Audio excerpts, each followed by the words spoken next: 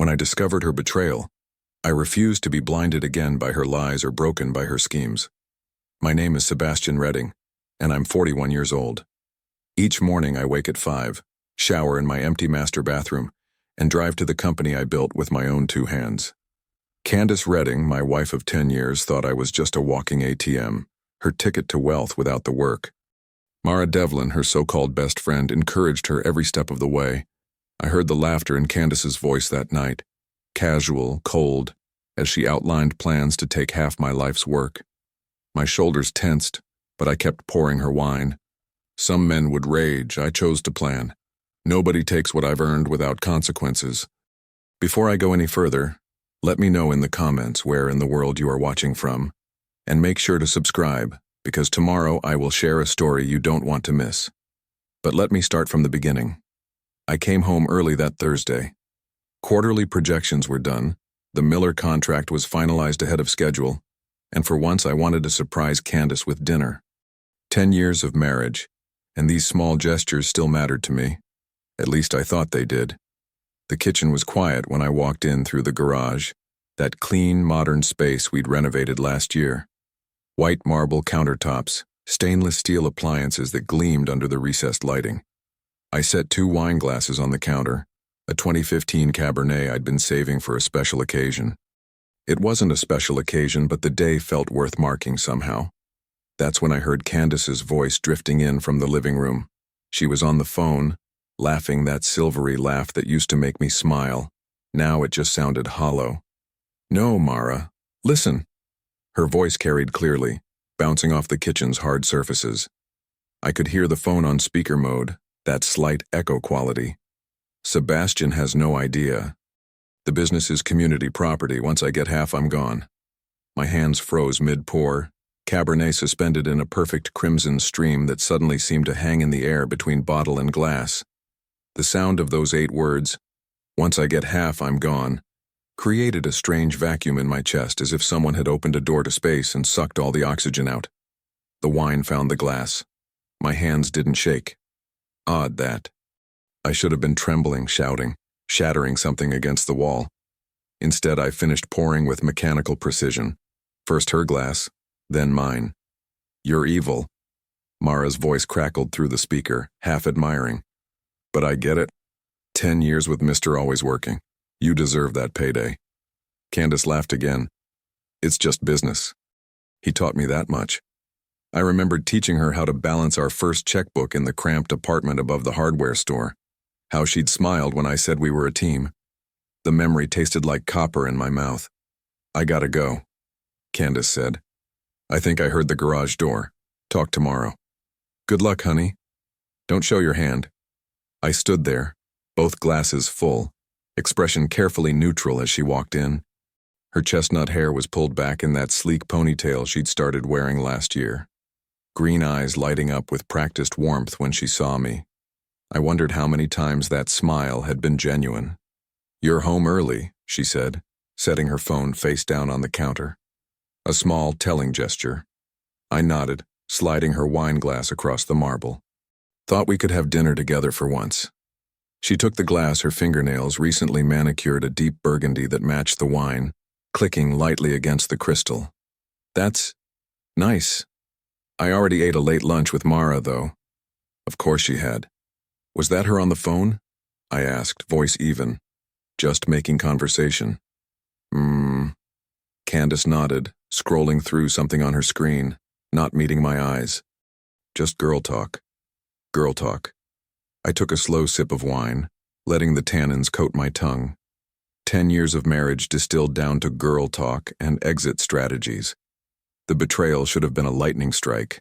Instead, it felt like a cold, spreading numbness. We ate dinner in strange, suspended animation.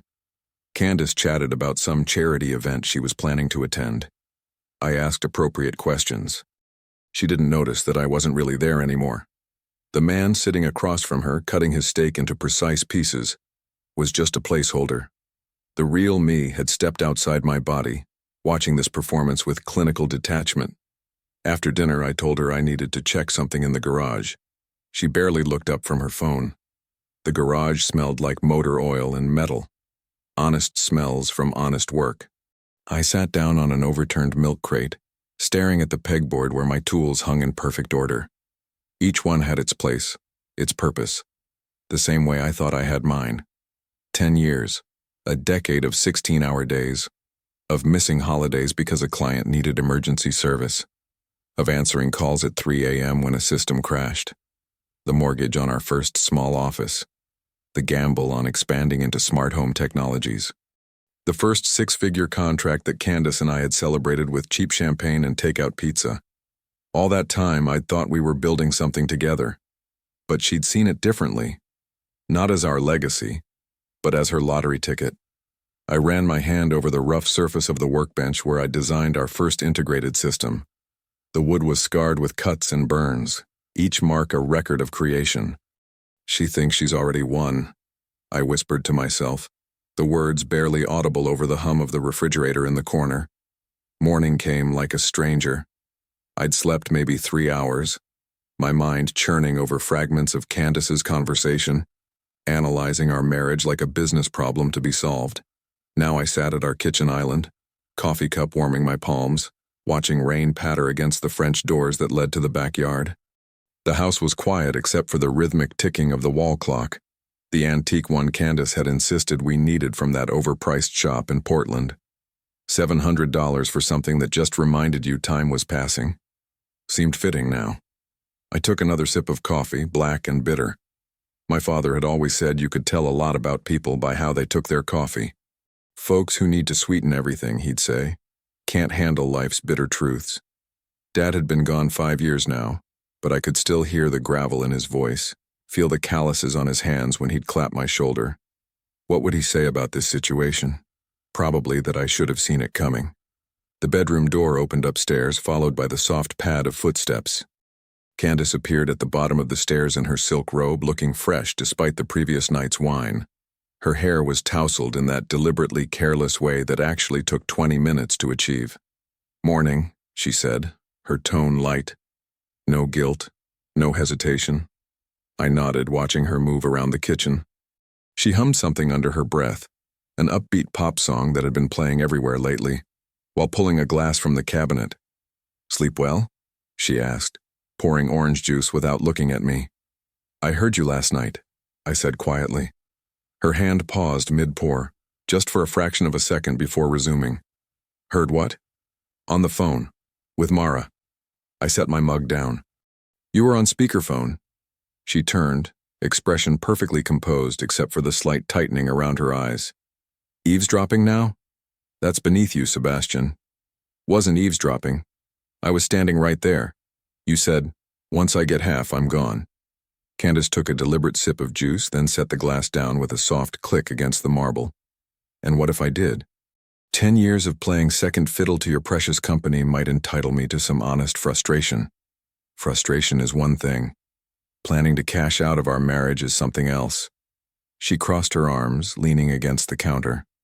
"Maybe I'm just tired of being your unpaid secretary and social director. I've earned my share of what we've built." "What we've built?"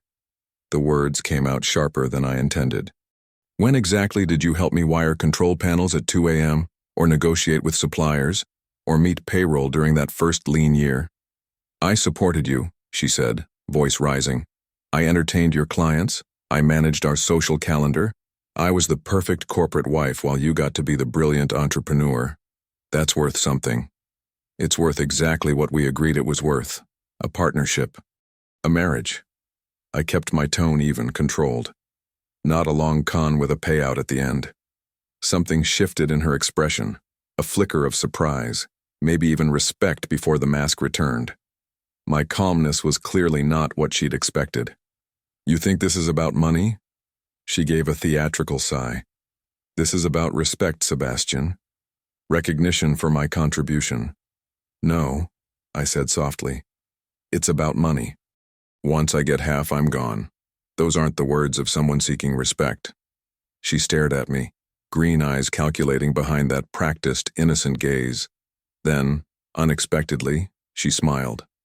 Not warm, not kind, the smile of someone changing tactics. "I've already spoken with an attorney," she said. His name is Vince Hale. He says in this state, community property means half the business is legally mine whether you like it or not. I felt a curious stillness settle over me, like the air before a storm. Then Vince Hale is about to learn what he's up against. Her smile faltered at my tone. I stood up, rinsed my coffee cup and placed it in the dishwasher. Every movement deliberate, unhurried. I grabbed my keys from the counter. "Where are you going?" she asked, that note of uncertainty still in her voice. "To work," I said simply. "That's what I do, remember? I work." The drive to the office was a blur of rain-slicked streets and traffic lights. I called Priya first, my CFO since the company had grown enough to need one. "Sebastian," she answered. "It's Saturday. Don't tell me there's another emergency with the Harrison project." "Different kind of emergency," I said. "Can you meet me tomorrow morning, early, and bring all the files on our corporate structure?" A pause. Priya was quick. She'd catch the tension in my voice. 9 a.m. works. Is everything okay?" "No," I said honestly, "but it will be. I need to call Adele Park too, see if she can join us." "Your attorney?" "Sebastian, I'll explain tomorrow," I promised. I need those files." "Of course. Whatever you need." I ended the call and dialed Adele's number, getting her voicemail. I left a message asking her to join tomorrow's meeting, then put my phone down. Through the windshield, rain streaked downward in jagged lines, distorting the world outside.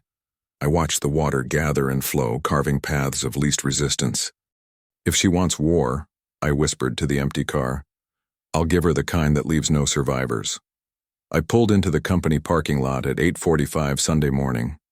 The place was eerily quiet without the usual weekday bustle, just the way I needed it. The sleepless night had left me raw-edged but focused. Every time I closed my eyes, I'd heard Candace's voice. "Once I get half, I'm gone." The conference room lights were already on. Priya had beaten me there, efficient as always. Through the glass wall, I could see her arranging stacks of folders in meticulous order, her tablet propped against her coffee mug. Her hair was pulled back in a practical bun, glasses perched on her nose as she reviewed something on her screen. "Morning," I said, dropping my bag onto the chair. "Thanks for coming in on a Sunday." Priya looked up, her expression concerned but professional. "Your message didn't sound optional. I pulled everything, incorporation documents, operating agreements, trust paperwork, ownership certificates." She gestured at the neatly arranged piles. "Now, are you going to tell me what's going on?" I sank into a chair across from her, running a hand over my face. "Candace is planning to divorce me. She wants half the company." Priya's eyes widened slightly, but she didn't gasp or offer platitudes. "That's why I valued her. No drama, just solutions." "I see. When did you find out?" "Friday night. Overheard her on the phone with her friend Mara. She's already spoken with an attorney." Priya nodded once, digesting this. "And now you need to know if she can actually take half the business." "Exactly." I reached for the folder labeled Corporate Structure. "We need a worst-case audit. Every potential weakness, every gap she could exploit." For the next 3 hours, we combed through every document that defined Reading Electric and Home Systems. My eyes burned from scanning fine print and legal jargon, but piece by piece the picture came together.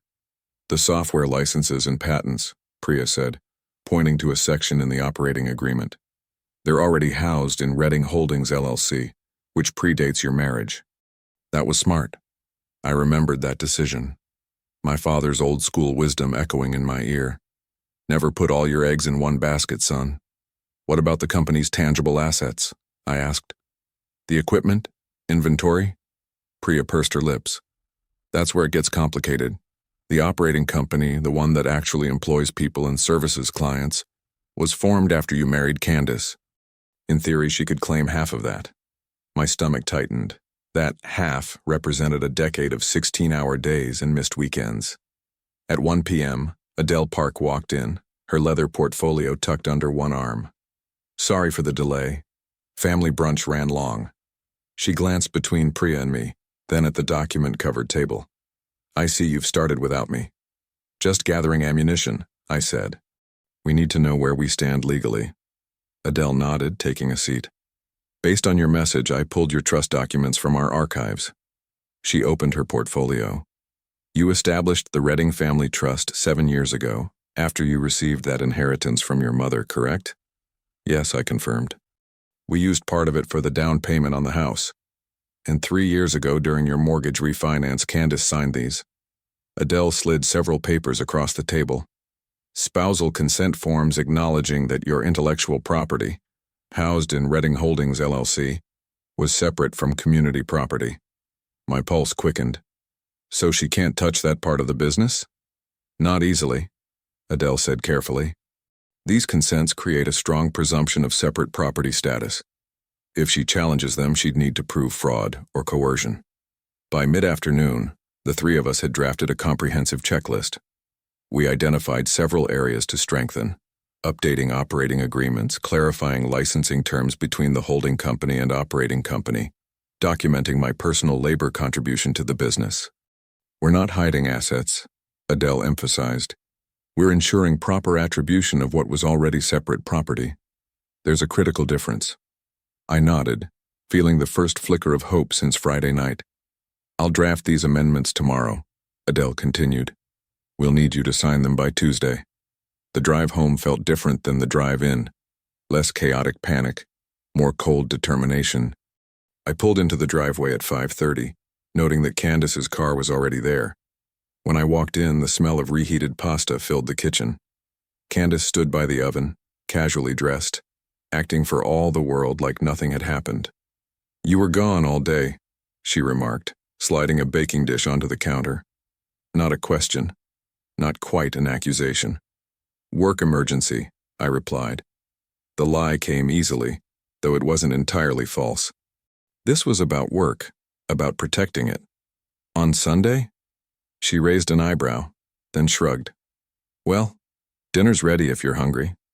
We ate at the dining table, the one we'd picked out together 5 years earlier. Candace chatted about a new restaurant her friend had recommended, about possibly repainting the guest bathroom. Her voice washed over me as I watched her gestures, her smile, her practiced ease. Somewhere between the pasta and the salad, it hit me. She was already living in a future without me. Each sentence, each casual plan, they were all rehearsals for her new life, the one funded by half my company. I stared at her across the table, my fork suspended midway to my mouth. The woman I'd built a life with was already dismantling it, brick by brick, while serving me dinner with a smile. 3 days later, I sat in my office reviewing the final amendments Adele had prepared. Each page represented another fortress wall around what I'd built. My phone buzzed with an email notification from Vince Hale's office, a formal request for mediation. I forwarded it to Adele with 2 words. It begins. Her response came within minutes. Perfect timing. All documents are finalized and filed. Conference room tomorrow, 2 p.m. That night, sleep eluded me. I lay in the guest bedroom, my choice since the confrontation, staring at ceiling shadows. The house remained eerily normal despite everything crumbling beneath its foundation. Candace and I had barely spoken, maintaining a hollow choreography of politeness. She believed she was simply waiting for her payday. I almost pitied her certainty. The next afternoon, I arrived at Adele's downtown office 15 minutes early. The receptionist led me to a small preparation room where Adele waited, surrounded by meticulously organized folders. "How are you holding up?" she asked, sliding a coffee toward me. "Ready to end this," I replied, accepting the cup. The warm ceramic steadied my hands. "What's our strategy?" "Let them talk first," Adele said. "Let Vince posture. When he's done, I'll present our documentation." She tapped a color-coded folder. Yellow tabs for the spousal consent forms, blue for the trust documentation, green for the operating agreements. I nodded, appreciating her methodical approach. My father would have liked her, same no-nonsense efficiency. At exactly 2 o'clock, we entered the boardroom. Vince Hale stood near the window, his tan face set in professional aggression. Candace sat beside an empty chair, her fingers tapping against her designer handbag. She wore the pearl earrings I'd given her for our 8th anniversary. The sight twisted something deep in my chest. "Sebastian," she said, her voice neutral. I nodded once but said nothing. Vince moved forward, extending his hand with practiced charm. Mr. Redding. Vince Hale. His grip was firm, calculated. Everything about him screamed expensive, from his tailored suit to his whitened teeth. This was a man accustomed to intimidating opponents into settlements. Once seated, Adele opened her notepad. "Shall we begin?" Vince leaned forward. "Let's not waste time. Mrs. Redding is entitled to half of Redding Electric and Home Systems. California law is clear on community property acquired during marriage." His voice carried the confidence of someone who'd won this argument many times before. The company was built during their 10-year marriage. Its current valuation approaches $4 million, making Mrs. Redding's share approximately $2 million. He slid a document across the table. "Our proposed settlement includes several options. Mr. Redding can buy out Mrs. Redding's share over 5 years with interest, sell the company and split proceeds, or restructure with Mrs. Redding as a silent partner receiving proportionate dividends." I kept my face impassive, watching Candace's small, satisfied smile. She thought she'd won. Adele waited a beat, then calmly opened her folder. Mr. Hale's assessment would be correct, if Mrs. Redding had any ownership claim to assert. She slid the folder forward. "These documents tell a different story." "What documents?" Vince asked, frowning. "Tab 1, yellow marker," Adele continued. "Spousal consent forms signed by Mrs. Redding during their 2018 mortgage refinance, acknowledging Redding Holdings LLC as separate property. This entity holds all intellectual property, patents, and trademarks used by the operating company." Candace reached for the papers. "I never signed anything like that." "Your signature appears on page 4, Adele noted, "and was notarized by Eastern Bank's in-house notary." Candace flipped pages frantically, her composure cracking when she found her own handwriting. "Blue tab," Adele continued. "Trust documentation showing Mr. Redding's maternal inheritance-funded key startup expansion, maintaining separate property character."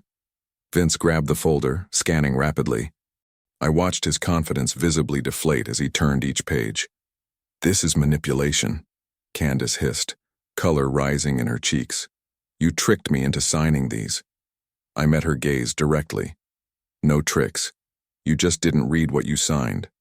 "The green tab," Adele pressed on, "shows operating agreements establishing clear licensing relationships between entities.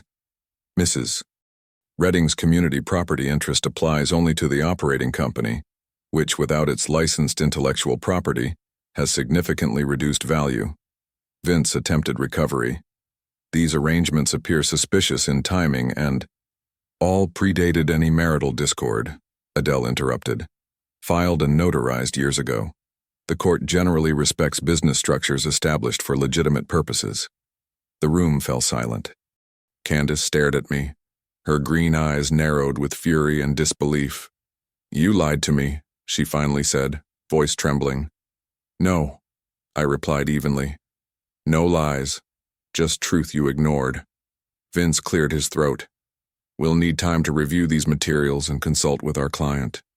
"Of course," Adele replied, closing her portfolio. "We can reconvene next week." Candace stood abruptly, grabbed her purse, and stormed out without another word. Vince followed, clutching our documents like a life preserver.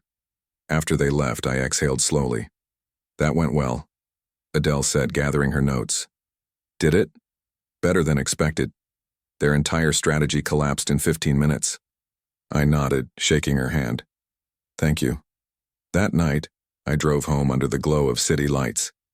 Rain beaded on the windshield, distorting neon signs and traffic signals. The radio played something soft and melancholic. It matched my mood. Not victory, not quite relief, but something adjacent to both. "Now she knows what losing feels like," I whispered to the empty car, unaware her next move would be far uglier. The next morning started like any other. I made coffee, checked emails, and tried to ignore the hollow feeling that had taken up residence in my chest since Candace's betrayal. The house was quiet. She'd left early, mumbling something about meeting Mara for breakfast. I was answering work emails when the doorbell rang. A uniformed sheriff's deputy stood on my porch, expression neutral beneath his hat. "Sebastian Redding?" "That's me." He held out a manila envelope. "You're being served with a temporary restraining order." My stomach dropped as I took the envelope. A what?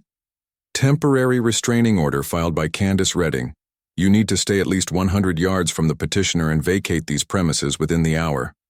His voice had the rehearsed tone of someone who'd delivered this speech hundreds of times. I opened the envelope with numb fingers. The legal document inside was dense with text, but certain phrases jumped out. Verbal threats of physical harm, grabbed petitioner's arm during argument, fears for her safety. This is completely false, I said, looking up at the deputy. He maintained his neutral expression. I'm just serving the papers, sir. You have 1 hour to collect essential belongings. The court hearing date is listed on page 3. As he walked away, I stood in the doorway staring at the document that had just made me homeless. The irony wasn't lost on me. Her plans to take half had failed, so now she was trying to take it all. My hands trembled slightly as I called Adele. She's claiming I threatened her physically, I said once Adele answered. The deputy just left. I have to be out in an hour. Adele's response was immediate and focused. Pack essentials only. Clothes, toiletries, medications, electronics, and important documents. Take photos of anything valuable before you leave. Do not damage anything. Do not contact Candace under any circumstances. Where am I supposed to go? Do you have family nearby? My brother Nate, I said. He's about 20 minutes away. Perfect. Go there. I'll file for an emergency hearing first thing Monday morning. I moved through the house in a daze, stuffing clothes into a duffel bag, grabbing my laptop and chargers. In the bathroom, I caught my reflection in the mirror, a man I barely recognized, hollow-eyed and pale. Remember when Dad taught us to change oil in his old Chevy? The smell of motor grease, his patient hands guiding mine, saying, "Take your time, son. Rushing only makes messes." I could use his steady wisdom right now. As I packed, I called Nate. He answered on the second ring. "Hey, what's up?" "I need a place to stay," I said, the words sticking in my throat. "Candace got a restraining order against me." "She what?" His voice rose in disbelief. "That's bullshit, Sebastian." "Yeah, complete fiction. But it's legally binding fiction." "Get over here," he said firmly. "Spare room's yours as long as you need it." 40 minutes later, I was sitting at Nate's kitchen table, staring at the restraining order while he made coffee. "She's claiming I grabbed her arm during an argument on Tuesday evening," I said. "Says I threatened her." Nate set a mug in front of me. "But that didn't happen." "Of course not. And I can prove it." I pulled out my phone and called Priya. When she answered, I explained the situation. "Priya, I need the security footage from Tuesday. What time did I leave the office?" I heard keyboard clicks before she answered. "You were here until 7:45 p.m. You and I were reviewing the Porter contract in the conference room. Can you pull the footage and send it to me? And the digital access logs?" "Absolutely. I'll send everything to both you and Adele within the hour." Later that evening, sitting on the edge of Nate's guest bed, I stared at the walls. The room smelled of fresh paint and clean laundry. Nate had clearly prepared it recently for some other purpose, now interrupted by my sudden arrival. My phone pinged with an email from Priya. Attached was a compressed file of security footage from the office. I opened my laptop and played the video. There I was, walking with Priya through the hallway, timestamp clearly showing 7:43 p.m. The next clip showed me locking the front door at 7:46 p.m. The final clip captured me walking to my car at 7:48 p.m. According to Candace's statement, I had grabbed her arm threateningly at 7:30 p.m. in our kitchen, while I was demonstrably still at the office. I replayed the footage again and again, the blue-white glow of the laptop reflecting off my face in the darkened room. Each viewing strengthened the evidence of her lie while deepening the betrayal. "She's just declared total war," I muttered, closing the laptop. 2 days later, I pulled into the downtown parking garage beneath Adele's office building. It was barely 7 in the morning, but I hadn't slept much anyway. The restraining order had done more than keep me from my home. It had put a target on my reputation. People talk, rumors spread. I'd already fielded 3 concerned calls from business associates who'd heard things. I took the elevator to the 12th floor, nodding at the security guard who recognized me from previous visits. Adele was already at her desk when I arrived, surrounded by stacks of organized folders. Her jacket hung neatly on a coat rack, sleeves rolled up for the work ahead. "You're early," she said, looking up from her computer. "Couldn't sleep." I set my laptop bag on her conference table. "How are we looking?" Adele gestured to the chair beside her. "Come see for yourself." I sat down while she opened a digital evidence folder labeled Redding v. Redding. Inside were subfolders meticulously organized by date and type. She clicked on one marked audio evidence and inserted a USB drive I'd provided. "Let's make sure this is working properly," she said, double-clicking a file. The recording began to play, filling the room with Candace's voice through the kitchen speaker. "I mean, once I get half, I'm gone. The house, the accounts, the business, I've earned my cut." Mara's tinny laughter followed. "Girl, you're going to be set for life." Adele paused the recording and looked at me. A faint smile crossed her face. "That's your silver bullet, Sebastian." I nodded, feeling a hollow vindication. Back when I'd installed that security camera, I'd been thinking about package deliveries, not evidence collection. "What about the timestamp issue?" I asked. Adele pulled up another folder containing the security footage Priya had sent. "We have you on camera at the office during the exact time Candace claims you were threatening her at home. The digital access logs show you badging out at 7:46 p.m. Her sworn statement says the alleged incident occurred at 7:30 p.m. She pointed to another document. "And we have your cell tower pings confirming your location." For the next hour, we assembled our case. The audio recording, security footage, time-stamped logs, text message threads between Candace and me showing no hostility, and affidavits from Priya and 2 other employees who were with me that evening. "What about her friend Mara?" I asked. "She's likely to back up whatever story Candace tells." Adele tapped her pen against her legal pad. "I've subpoenaed her. If she lies under oath, that's perjury. Most friends aren't willing to risk criminal charges for someone else's divorce scheme. Remember when Mom used to say that truth sits quiet while lies run around making noise?" As I watched Adele methodically assemble the evidence, I felt that quiet certainty settling in my chest. While we worked, I couldn't help wondering what was happening across town.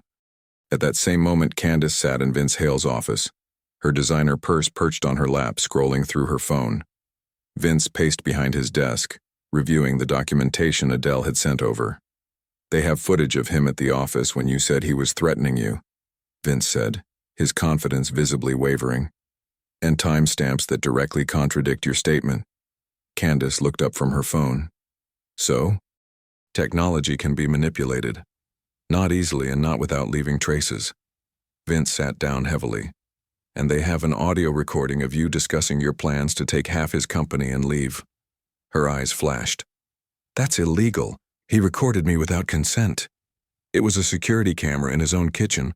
Perfectly legal." Vince loosened his tie. "Candace, we need to reconsider our approach. Maybe negotiate a settlement before—" "No," she snapped, standing up. "Push forward anyway, I'm not backing down now." Vince looked at her, a new wariness in his eyes. "This could backfire spectacularly." "That's what I'm paying you for," she said coldly. "To make sure it doesn't." The following morning, dawn broke over the courthouse parking lot in pale orange streaks. I stood beside Adele's car with her and Priya, reviewing final notes. The marble courthouse loomed before us, its columns casting long shadows across the steps. Priya handed me a folder. "These are the additional financial records you asked for, just in case." "Thanks for coming," I told her. "You didn't have to." "Of course I did," she said firmly. "We're not just colleagues, Sebastian." Adele closed her briefcase with a decisive click. "Remember what we discussed. Stay composed no matter what they say. Let me handle the objections and legal arguments. You only speak when addressed directly by the judge." I nodded, straightening my tie. "Let the truth speak louder than her lies." "Exactly," Adele said, checking her watch. "It's time." We walked toward the courthouse doors, our footsteps echoing against the stone steps. Each step felt like moving through water, heavy with consequence but somehow clarifying. I caught my reflection in the glass doors, a man I barely recognized yet somehow stronger than the one I'd been 2 weeks ago. As we reached the doors, Adele placed her hand briefly on my arm. "Ready?" "Ready," I said. The doors swung open, and we stepped inside. the echo of our footsteps marking the calm before confrontation. The courtroom door closed behind us with a heavy thud. It was smaller than I'd imagined. Wood paneling, fluorescent lights buzzing overhead, and the smell of old paper and furniture polish. Everything echoed slightly, from the shuffle of papers to the creak of chairs. I spotted Candace immediately. She sat beside Vince Hale, her shoulders hunched forward, hands clasped tightly in front of her. She looked up briefly when we entered, her eyes meeting mine before quickly looking away. Her posture changed, becoming more fragile, more frightened.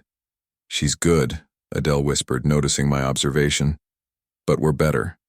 We took our seats at the opposite table.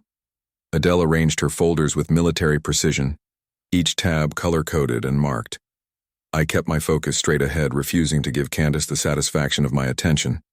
The bailiff called the room to order, and Judge Margaret Weston entered. She was in her 60s with steel gray hair and reading glasses that hung from a chain around her neck. "We're here regarding case number 2021-4872, emergency hearing on temporary restraining order," she announced, settling into her chair. "Let's keep this focused, counselors." Vince rose first, buttoning his suit jacket with practiced confidence. "Your Honor, my client, Mrs.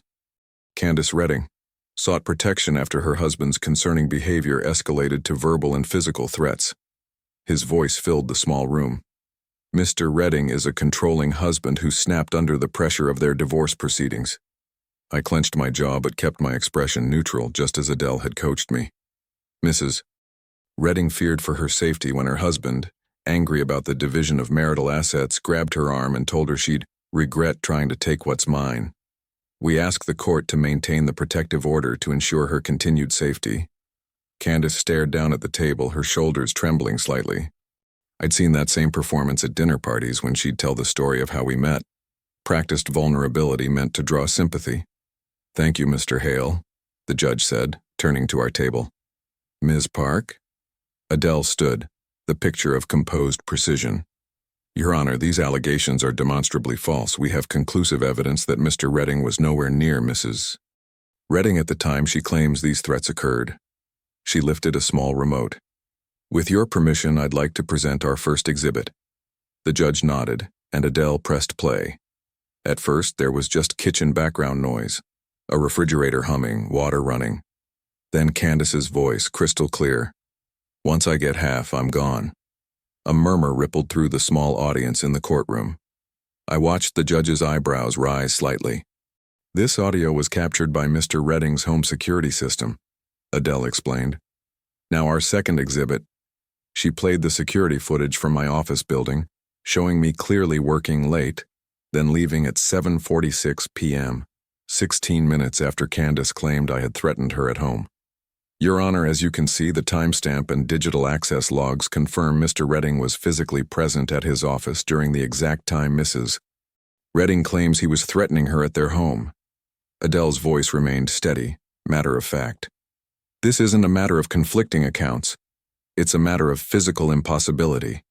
The judge leaned forward, studying the footage. "The timestamp appears genuine." "Because it is," Adele replied. "But there's more. We'd like to call Mara Devlin to the stand." I turned, surprised to see Mara entering from the back of the courtroom. She looked nervous, her usual confident stride reduced to small, hesitant steps. Candace's head snapped up, eyes widening in disbelief. After being sworn in, Mara perched on the edge of the witness chair like she might bolt at any moment. "Ms. Devlin," Adele began, "how long have you known Candace Redding?" "About 8 years," Mara answered, her voice barely audible. "And in recent weeks, did Mrs. Redding discuss her divorce plans with you?" Mara glanced at Candace, who was staring at her with intensity that bordered on threat. Mara swallowed hard. "Yes." "Did she ever discuss fabricating claims against Mr. Redding to gain leverage in the divorce proceedings?" Vince shot to his feet. "Objection," leading the witness. "I'll rephrase," Adele said smoothly. "Ms. Devlin, what did Mrs. Redding tell you about her strategy for the divorce?" Mara hesitated, fidgeting with her bracelet. She said if Sebastian wouldn't give her what she wanted, she'd make him look violent. She said judges always believe the wife." Her voice cracked. "She told me to back up her story if anyone asked." Candace slammed her pen down on the table. She's lying, she muttered, loud enough for everyone to hear. The judge's gaze sharpened. Mrs. Redding, control yourself, Mara continued, her words coming faster now. I'm sorry, but I can't lie under oath. Candace planned this. She told me exactly what she was going to say about Sebastian threatening her. She was laughing about it. I watched Candace's facade crumble, her eyes darkening with fury rather than fear. The mask had slipped, revealing what had been underneath all along. Judge Weston removed her glasses. I've heard enough. The temporary restraining order is hereby revoked, effective immediately. She looked directly at Candace.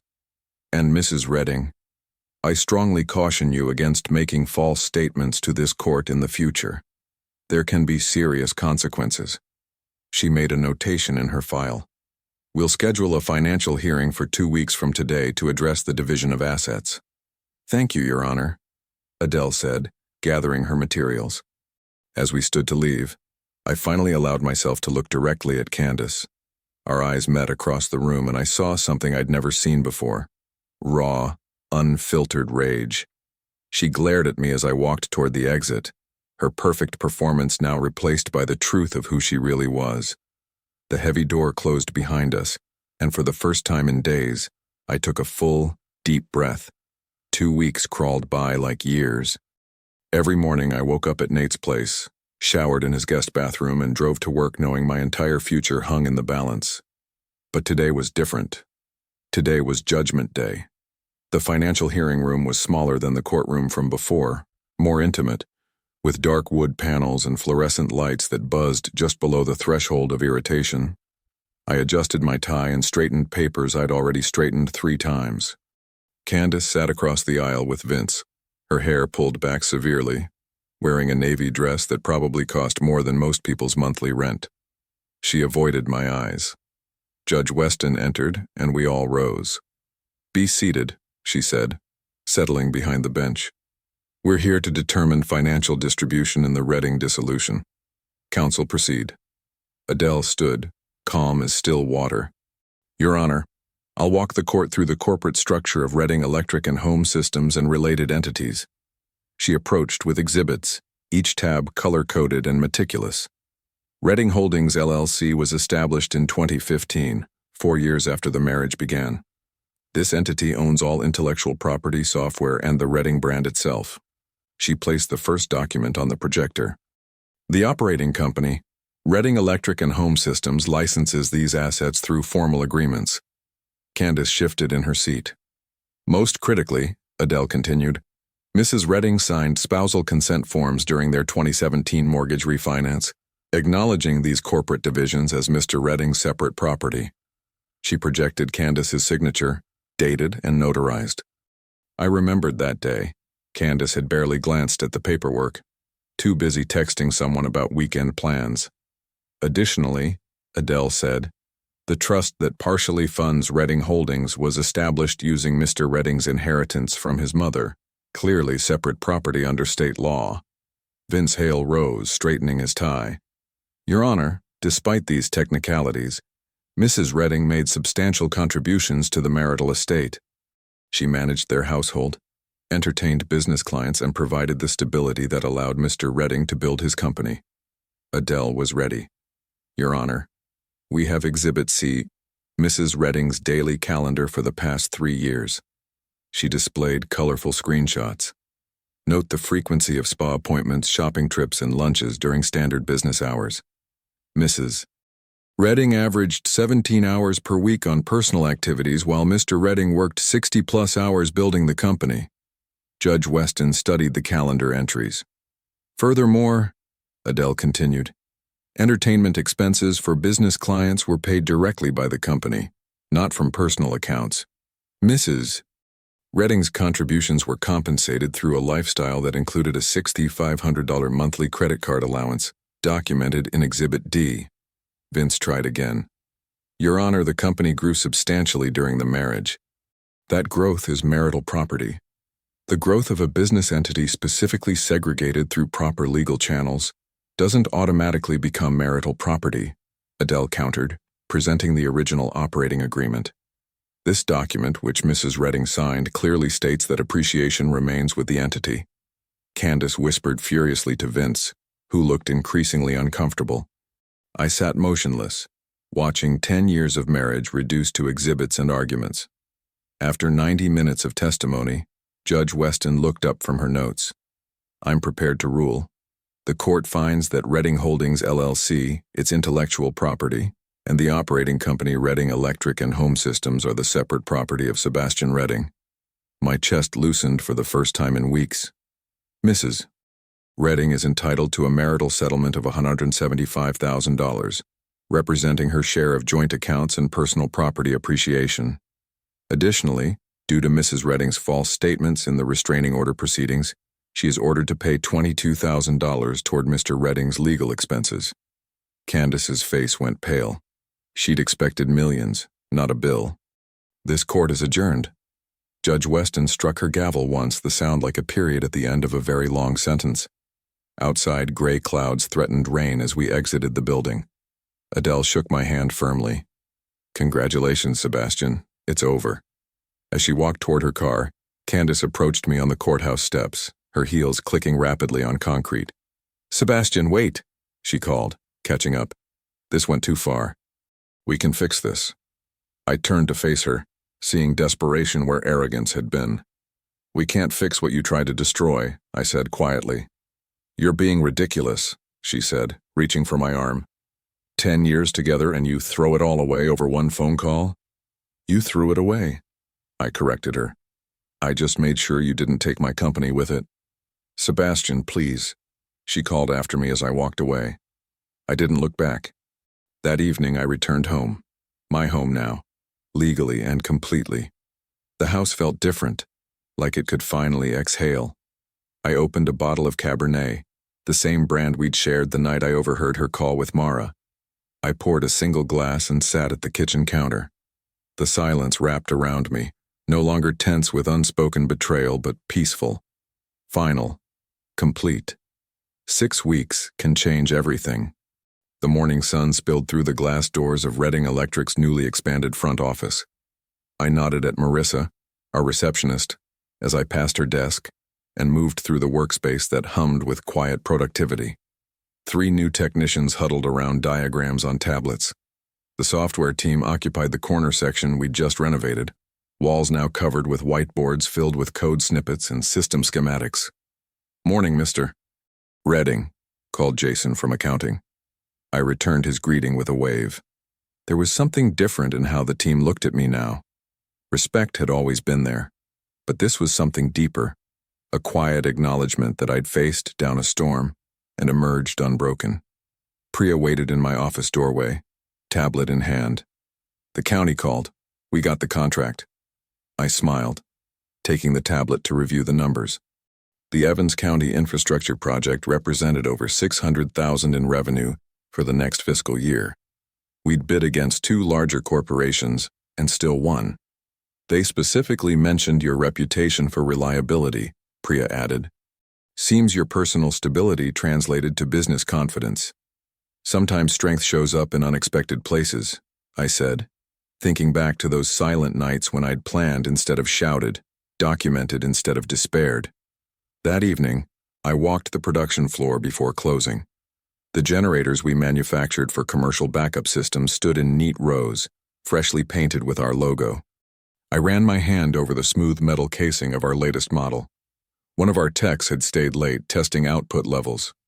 She's running at 98% efficiency, he said, pride evident in his voice. Best in the industry.